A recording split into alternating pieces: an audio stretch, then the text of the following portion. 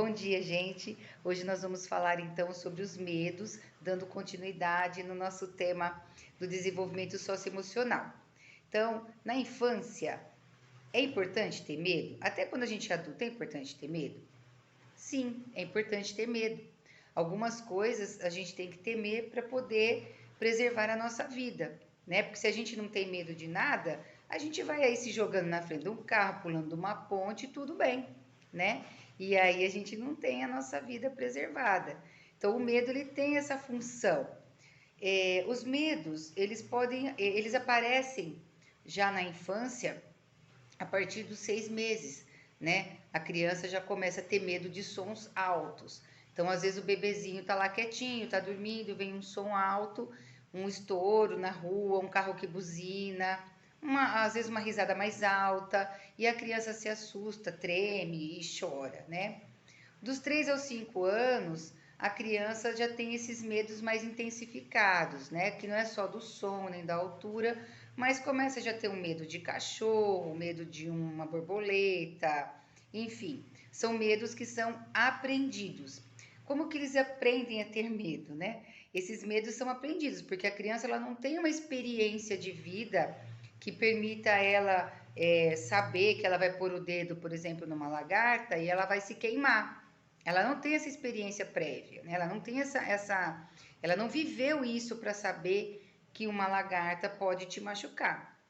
Então, esses medos são aprendidos com os adultos que estão junto com as crianças, com seus cuidadores, seja lá os pais, os avós, os professores, quem quer que seja que cuide dessa criança durante o dia. Então, muitas vezes a criança está lá no colo da mãe, do pai, né? De quem está com ela, e a pessoa tem um medo de cachorro, passa um cachorro, a pessoa já tem uma reação de medo, né? De fugir daquele cachorro. Então, como que a criança aprende isso? Ela incorpora esse medo no repertório de medo dela, né? Também através de frases. Ó, cuidado, né? A mamãe vai lá, fala para ele, ó, cuidado, não mexe aí, né? Ou então uma frase até negativa, tipo, ah, não tenha medo, não tenha medo. Pode pôr a mão no gatinho, não tenha medo, né? Você tá falando não tenha medo, você já tá dando essa dica para ela que pode ser perigoso. Então, a criança vai aprendendo através das atitudes, espelhando as atitudes dos adultos e também através do que os adultos vão falando para ela.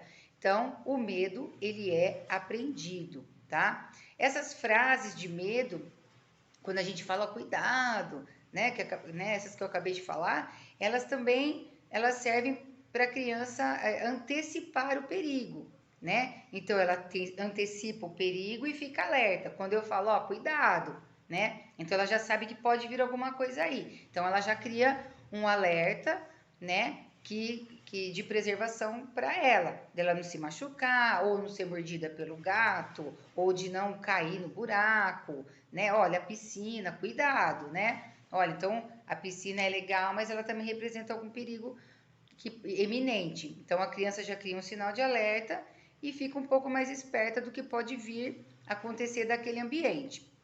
É, o medo, ele, como então falei, ele é muito importante em todas as fases da vida.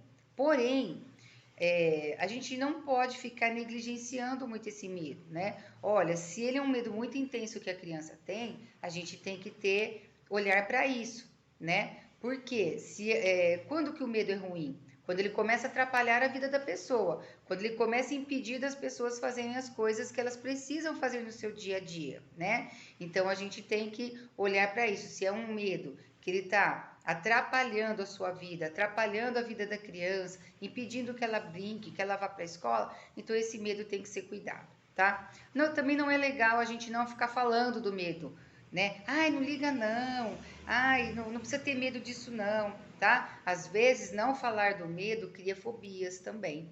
Então isso é importante a gente ficar alerta, tá? E como tratar o medo com as crianças, né? Principalmente com os pequenos, através de histórias infantis, jogos, conversas, que as crianças possam falar sobre o medo dela ou desenhar sobre esse medo que ela sente, pondo para fora dela isso, né? Então isso pode ajudar muito também, tá bom? Então eu fico por aqui falando sobre os medos e a gente volta depois com uma outra temática, continuando aí a questão do desenvolvimento socioemocional. Beijo, fiquem com Deus.